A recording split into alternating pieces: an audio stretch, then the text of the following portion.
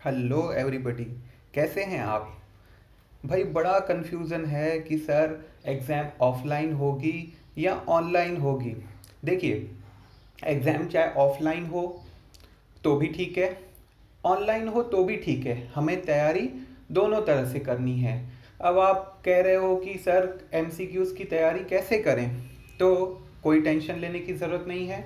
हम आपके लिए लेके आए हैं pass seekers 21 question series which is based on latest syllabus of VNSGU, right. इसमें हम आपके लिए 21 MCQs क्वेश्चंस लेके आएंगे हर चैप्टर पे, जो आपको हेल्प करेंगे कि आपको किस तरह से MCQ को प्रिपेयर करना है थियोरी के साथ साथ। तो चलिए आज स्टार्ट करते हैं हमारे पहले यूनिट के साथ में। पहले सेट में हमने पहला यूनिट रखा है जिसमें फेज इक्विलिब्रिया और बाइनरी लिक्विड मिक्सचर को हमने कंसीडर किया है, जिसके MCQ आज हम पढ़ेंगे। तो चलिए सबसे पहला क्वेश्चन जो है वो है question number 1, decomposition of CaCO3 to CaO and CO2 is. चार ऑप्शन दिए गए हैं, 1 component system, 2 component system, 3 component system and 4 component system. तो यहाँ पे हमें CaCO3, CaO और CO2 ऐसे 3 कंपोनेंट दिख रहे हैं, पर ये 3 कंपोनेंट सिस्टम नहीं है, because one of the component that is CaCO3 is represented by other 2 components. CaCO3 जो है CaO और CO2 से बन सकता है, so that is why here answer is B, that is it is 2 component system. भूल नहीं करनी है, 3 कंपोनेंट दिख रहे हैं तो इसका मीनिंग ये नहीं यहाँ पे 3 कंपोनेंट है। Here the number of components in case of decomposition of CaCO3 to CaO and CO2 is 2 component system, right? तो आगे बढ़ते हैं। नेक्स्ट बहुत ही आसान क्वेश्चन, दैट इज डेफिनेशन से पूछा गया है। गिब्स फेज रूल आप सभी को पता है, गिब्स फेज रूल क्या है, वेरी इजी क्वेश्चन, राइट। पर चारों ऑप्शन पढ़ना बहुत जरूरी है, right. F equals to C minus P plus two, right. A answer दिया हुआ है, बी आंसर दिया हुआ है, F equals to C minus P plus 1, ये एक ऑप्शन है। तीसरा ऑप्शन है P plus F equals to C plus 2। अब ध्यान से देखें, ऑप्शन ए और option C both are same, they are not different. पर हम क्या करेंगे, हम चार ऑप्शन पढ़ेंगे नहीं और ए आंसर को टिक करके आएंगे एग्जाम में। ये भूल हमें नहीं करनी है। जब भी हम MCQ सॉल्व करते हैं तो हमें चारों ऑप्शन पढ़ने चाहिए, राइट। तो इसका आंसर क्या होगा, finally its answer is D, because answer A that is option A and option C both are one and the same. ध्यान से देखिए, ठीक है। तो आगे बढ़ते हैं नेक्स्ट क्वेश्चन पे। नेक्स्ट क्वेश्चन हमारा दिया हुआ है, degrees of freedom for a pure gas. अब गैस की बात की जा रही है, प्योर गैस है, तो प्योर गैस में कंपोनेंट कितने रहेंगे, एक ही कंपोनेंट रहेगा, because it is pure gas, right. और साथ में यहाँ पे कितने फेजेस रहेंगे, क्योंकि प्योर गैस है, राइट। तो फेज कितना रहेगा, होमोजीनियस रहेगा, तो एक ही फेज रहेगा। देखिए सॉल्व करके गिब्स फेज रूल से, F equals to C minus P plus 2, right. F equals to 1 component है, 1 फेज है, प्लस 2, तो डिग्रीज ऑफ फ्रीडम कितने हुए, 2। क्या ऑप्शन में दिया हुआ है 2, 0, 1, 2 एंड 3, चार ऑप्शन दिए गए हैं, तो it's answer is C, that is 2। Degrees of freedom for a pure gas is 2, right. आगे बढ़ते हैं। Maximum number of phases in 1 component system is. 1 component system की बात की जा रही है, मैक्सिमम नंबर ऑफ फेजेस पूछे हैं। अब मैक्सिमम नंबर ऑफ फेजेस कब रहेंगे, जब मिनिमम डिग्रीज ऑफ फ्रीडम होगा। तो अब आपके पास में गिब्स फेज रूल है, that is F equals to C minus P plus 2। इसमें हमें क्या करना है, फेज निकालने हैं, maximum number of phases. Component कितने हैं, 1 कंपोनेंट है, डिग्रीज ऑफ फ्रीडम मिनिमम रहेगा, जब भी फेजेस मैक्सिमम रहेंगे तो F इक्वल्स टू 0 होगा। तो हमने यहां पे रखा है 0 equals to 1 minus P plus 2।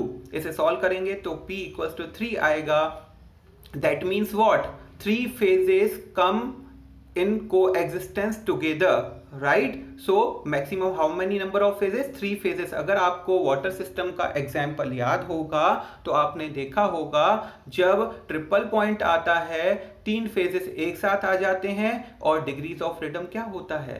0 होता है। तो हमें ये भी चीज याद रखनी है, ट्रिपल पॉइंट ऑफ वाटर पे कितने फेजेस एक साथ आते हैं? 3 फेजेस। एमसीक्यूज यहाँ पे 21 देने का मीनिंग ये नहीं है कि इसी में से क्वेश्चन आएगा, इसका मीनिंग है आपको हर तरह से एमसीक्यू बेस्ड क्वेश्चन प्रिपेयर करने हैं, राइट? आगे बढ़ते हैं तो इसका आंसर क्या है? इसका आंसर 3 है, that is answer is see here. Let's move ahead, ठीक है? नेक्स्ट क्वेश्चन पे आ जाते हैं। नेक्स्ट क्वेश्चन दिया हुआ है CO2 system is an example of. अब ये तो थियोरेटिकल बेस्ड क्वेश्चन है, आपको पता है कि वन कंपोनेंट सिस्टम जो हैं बहुत सारे हैं, दैट इज वाटर सिस्टम है, राइट? CO2 सिस्टम है और सल्फर सिस्टम है। तो यहाँ पे डायरेक्ट थियोरेटिकल क्वेश्चन दिया हुआ है, दैट इज यहाँ पे 4 ऑप्शन है, 1 component system, 2 component system, 3 component system and 4 component system. So it's answer should be A, that is it is 1 component system. It is just like H2O जैसा है। पर यहाँ पे एक चीज नोट करने की है कि यहाँ पे इसका यहाँ पे जो प्रेशर है वो क्या है? ट्रिपल पॉइंट का जो प्रेशर है वो बहुत ज्यादा है एज कंपेयर टू H2O। तो इस पे भी क्वेश्चन पूछा जा सकता है कि CO2 सिस्टम में वेपर प्रेशर, किस वेपर प्रेशर पे ट्रिपल पॉइंट आता है? तो इट इज 5.2 एटमॉस्फियर्स, राइट? आगे बढ़ते हैं नेक्स्ट क्वेश्चन पे। नेक्स्ट हमारा क्वेश्चन दिया हुआ है KiH2O सिस्टम फॉलोज। अब KiH2O सिस्टम यहाँ पे 2 कंपोनेंट हमें दिख ही रहे हैं, ठीक है? 2 कंपोनेंट हमें दिख रहे हैं। आप देखिए, इसे फेज रूल लगा के देखिए, F equals to C minus P plus 2, right? तो यहाँ पे 2 कंपोनेंट है, मिनिमम नंबर ऑफ फेजेस कितने होंगे? 1 होगा, प्लस 2 गिव्स फेज रूल लगाया है, F equals to 3, 3 degrees of freedom, 3 degrees of freedom, एक साथ 3 डिग्रीज ऑफ फ्रीडम हमारे लिए पॉसिबल नहीं है। एक पेपर पे शो करना हमारे लिए पॉसिबल नहीं है, राइट? तो हमें क्या करना पड़ेगा? ऐसा कंपोनेंट निग्लेक्ट करना पड़ेगा जिसका ज्यादा इंपॉर्टेंस नहीं हो। तो KiH2O के केस में वेपर फेज जो है that is not very important, so we can neglect vapor pressure here, right? so यहाँ पे हम reduce phase rule का यूज करेंगे 2 component system में। what is reduce phase rule? F equals to C minus P plus 1, so answer is B here, that is reduce phase rule, right? reduce phase rule पे direct question भी आ सकता है, पूछा जा सकता है reduce phase rule क्या है? तो आपको पता है F equals to C minus P plus 1, जहां पे वेपर प्रेशर को क्या किया जाता है? निग्लेक्ट किया जाता है। तो यहाँ पे भी KiH2O सिस्टम में F equals to C minus P plus 1 हम फॉलो करेंगे, that is reduce phase rule. चलिए आगे बढ़ते हैं, नेक्स्ट क्वेश्चन पे आ जाते हैं। The eutectic point in PBAG system reaches at. PBAG system आपको पता है, right? PBAG system lead silver system. Eutectic point क्या होता है? यूटेक्टिक पॉइंट एक नॉन वेरिएंट पॉइंट है, ठीक है? नॉन वेरिएंट पॉइंट है जहां पे कंपोजिशन फिक्स रहती है। इस केस में, in case of lead silver system, its eutectic point, यहां पे कंफ्यूज नहीं होना है, ऑप्शन में 327 दिया हुआ है, जो पीबी का टेम्परेचर है, पीबी का टेम्परेचर है, right? Melting point of P B है, ठीक है? 961 जो है वो मेल्टिंग पॉइंट ऑफ एजी है, ठीक है? और जहां पे कंपोजिशन और टेम्परेचर फिक्स रहेगा दैट इज 303 डिग्री सेल्सियस, ठीक है कि नहीं? तो यहाँ की कंपोजिशन भी आपको याद रखनी है, ठीक है? ये आपको देख लेनी है, इसकी कंपोजिशन 2.7% होती है और 97.4% होती है, ठीक है? तो कंपोजिशन भी आपको याद रखनी है, ठीक है?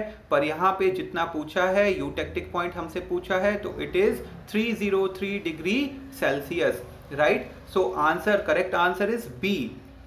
Now go ahead to the next question. The next question is the composition and temperature at eutectic point in ZnCD system is. ठीक है, फिर से यहाँ पे कंपोजिशन पूछी है, कहाँ पे, यूटेक्टिक पॉइंट पे। आपको पता है कि कंपोजिशन फिक्स होती है, ठीक है, यूटेक्टिक पॉइंट पे। तो ZnCD सिस्टम पूछा है, बहुत सारे बुक्स में ये ZnCD सिस्टम डिस्क्राइब नहीं किया हुआ है, अपने सिलेबस में है, आपको ध्यान रखना है। बहुत बार अपने एग्जाम्स में ये वाला क्वेश्चन पूछा गया है, इसलिए इस पे MCQ भी पूछा जा सकता है, इसलिए इसकी कंपोजिशन आपको याद रखनी है। What is the composition here? 83% CD, 17% Zn and eutectic point कब आता है? 270 डिग्री सेल्सियस पे। अब यहाँ पे 4 ऑप्शन दिए हैं जिसमें कंफ्यूज किया गया है। 321 डिग्री सेल्सियस Zn का मेल्टिंग पॉइंट है और 419 डिग्री सेल्सियस किसका मेल्टिंग पॉइंट है? CD का। आखिरी ऑप्शन में बोल रहा है कि भैया ऑल टेम्परेचर्स पे यूटेक्टिक पॉइंट आता है, जो कि बिल्कुल गलत है। तो इसका करेक्ट आंसर क्या होगा? A, that is 83% CD, 17% Zn at 270 degree Celsius, right? So this is the correct answer. Now go ahead, moving towards the next question. Next question हमारे सामने है, at cryohydric point the lowest temperature achieved by freezing mixture of KI ice system। यहाँ पे हमसे freezing mixture पे एक question पूछा गया है। आपको सारे फ्रीजिंग मिक्सचर, जितने भी फ्रीजिंग मिक्सचर हैं, सबके टेम्परेचर्स आपको याद रखने हैं, ठीक है, भूलना नहीं है। आपको प्रिपरेशन करनी है तो हर तरह से करनी है, ताकि कोई भी क्वेश्चन पूछा जाए तो हम उसका आंसर इजीली कर सकें।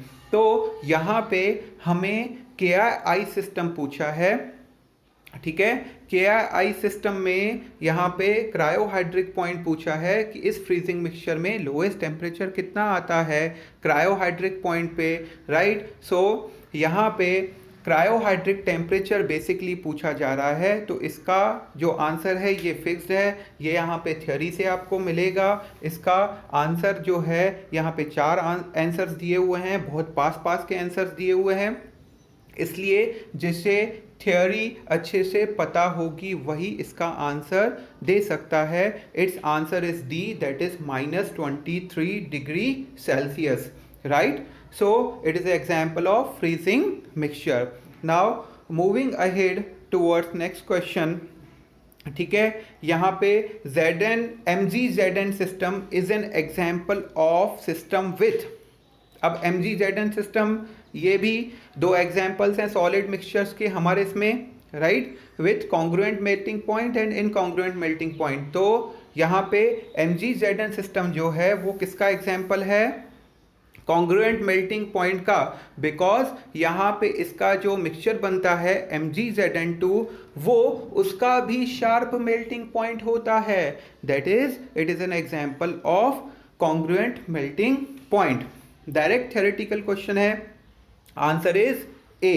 Now moving ahead towards next question, ठीक है। The system with incongruent melting point. अब देखिए, घुमा के क्वेश्चन पूछा है, आपको एग्जाम्पल पूछ रहा है किसका? इनकॉन्ग्रुएंट मेल्टिंग पॉइंट का। तो हमें एग्जाम्पल्स याद रखने हैं, कौन सा किसका एग्जाम्पल है ये भी याद रखना है। अब यहाँ पे MGZn सिस्टम दिया हुआ है, right.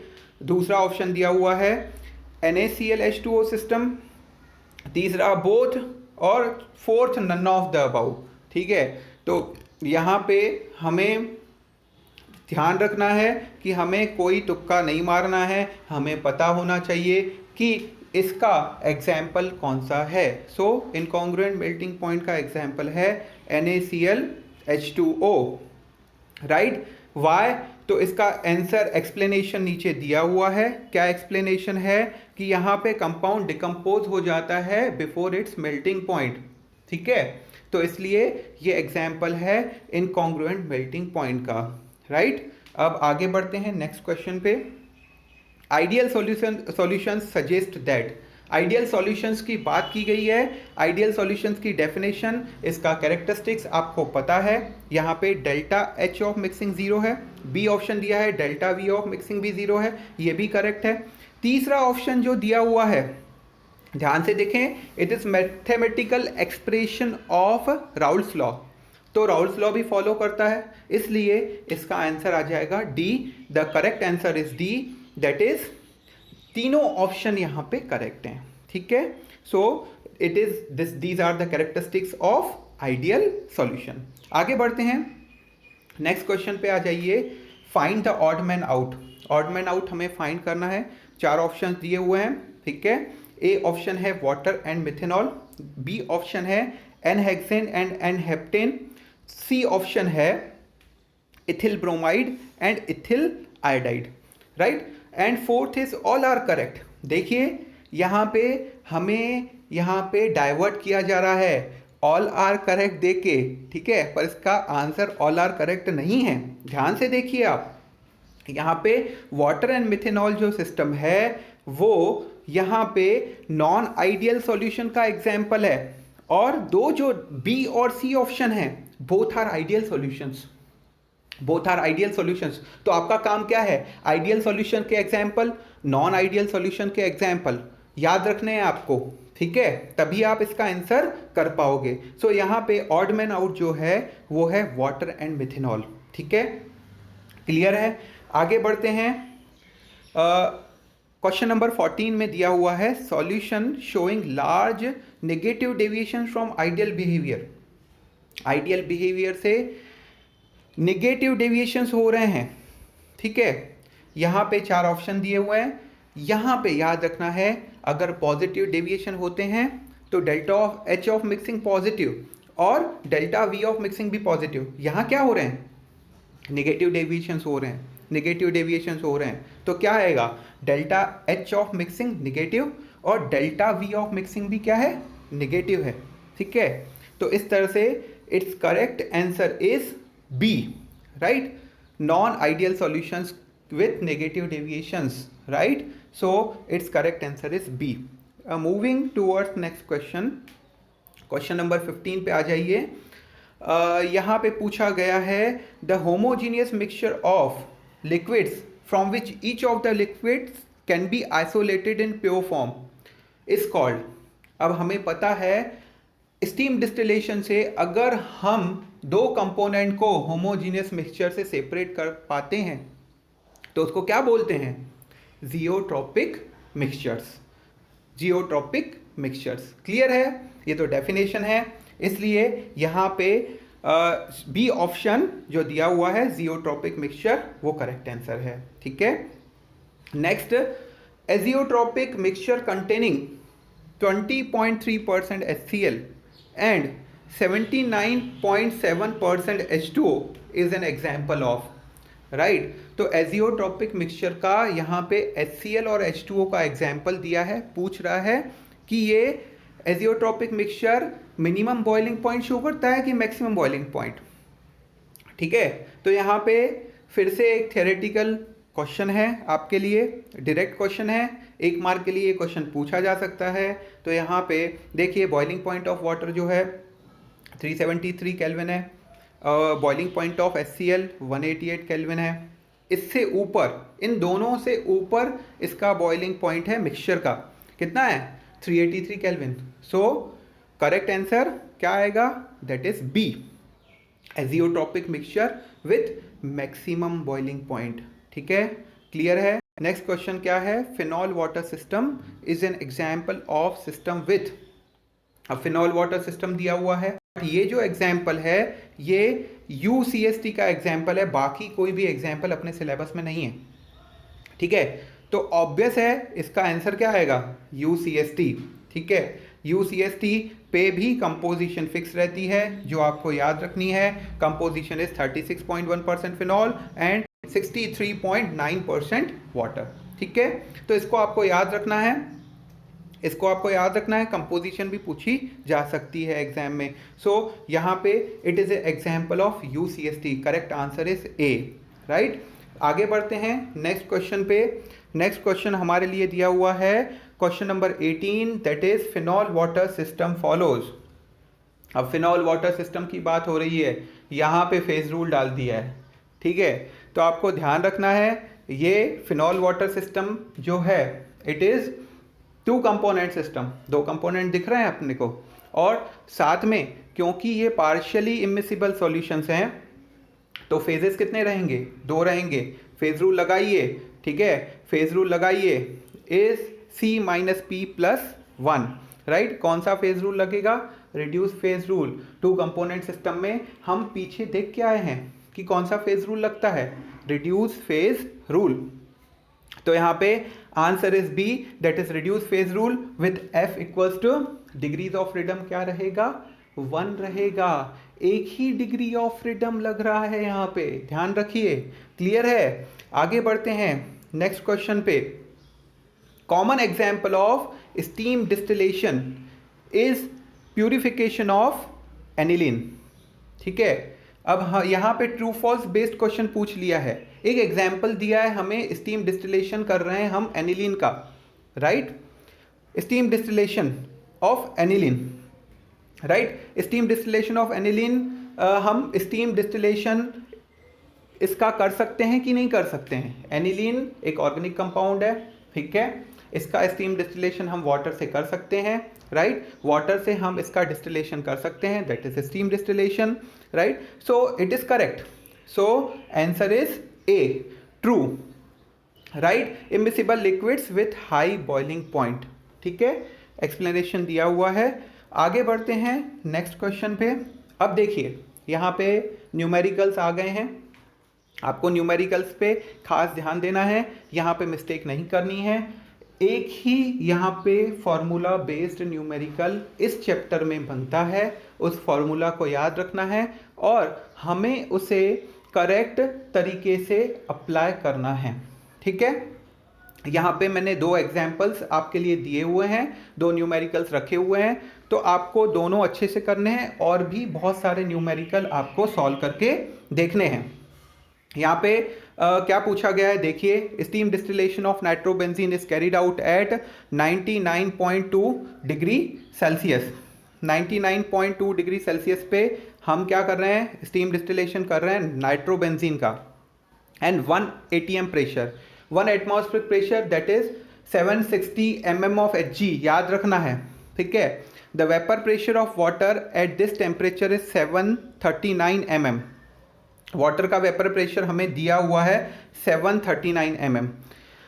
Calculate the wait of water required for distillation of 100 gram of nitrobenzene, right. हमें वेट ऑफ वाटर कैलकुलेट करना है जितना हमें डिस्टिलेशन के लिए लगेगा 100 ग्राम ऑफ नाइट्रोबेंजीन के लिए, राइट। तो यहाँ पे सबसे पहले हम कैलकुलेट कर लेंगे यहाँ पे P0A, राइट। P0A हम कैलकुलेट कर लेंगे, हमारे पास में एटमॉस्फेरिक प्रेशर दिया है 760 mm of Hg, right, that is 1 atmospheric pressure, right. तो उसको हम किस में लेंगे, mm of Hg में लेंगे, that is 760 mm of Hg।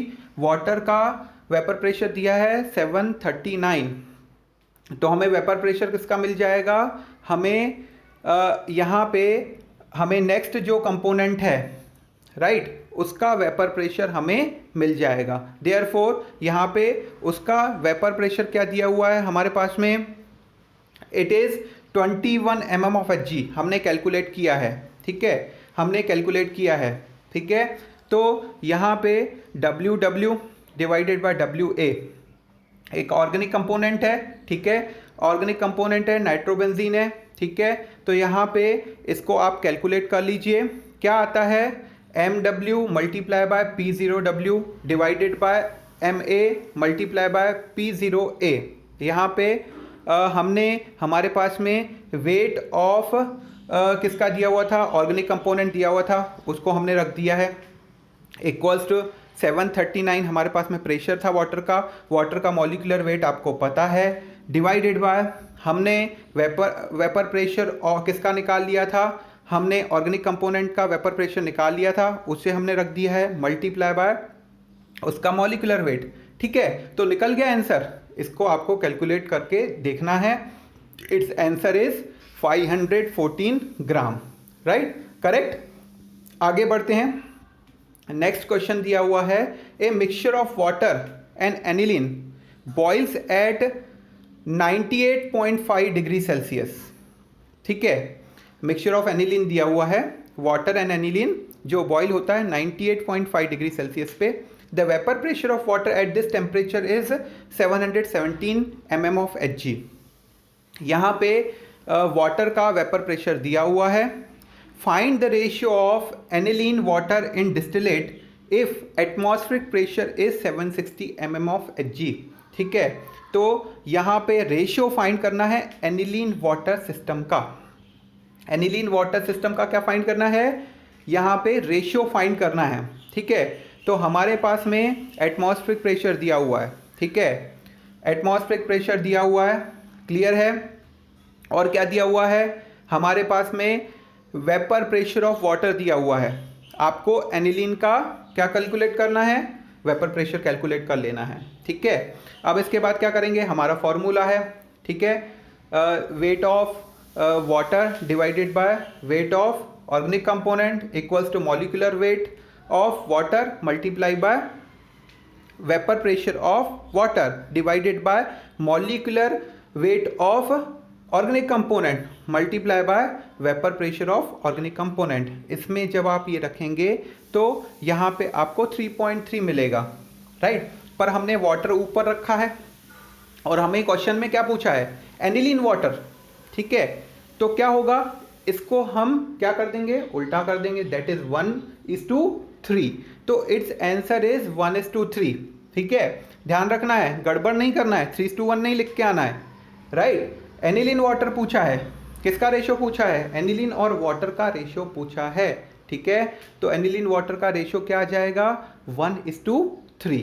ठीक है, यहाँ पे हमने फर्स्ट यूनिट के लगभग मेन MCQs हमने डिस्कस कर लिए हैं। ठीक है, इसमें हमने न्यूमेरिकल्स भी डिस्कस किए। आज हम यहीं स्टॉप करते हैं, नेक्स्ट क्लास में हम सेकेंड यूनिट देखेंगे। आज के लिए बस इतना ही, हम यहाँ पे वाइंड अप करते हैं। ठीक है, सो प्लीज़ चैनल को सब्सक्राइब कीजिए और वीडियो को शेयर कीजिए। वीडियो को शेयर करना बिल्कुल ना भूलें, अपने फ्रेंड्स के साथ, अपने टीचर्स के साथ इसे शेयर करिए। साथ में बेल आइकॉन दबाना ना भूलें ताकि आपको इस चैनल पे लेटेस्ट अपडेट्स मिलते रहें। और कोई क्वेरी हो तो यहाँ पे ईमेल आईडी दी हुई है, आप इस ईमेल आईडी पे अपनी क्वेरीज भेज सकते हैं। Thank you, bye bye, take care.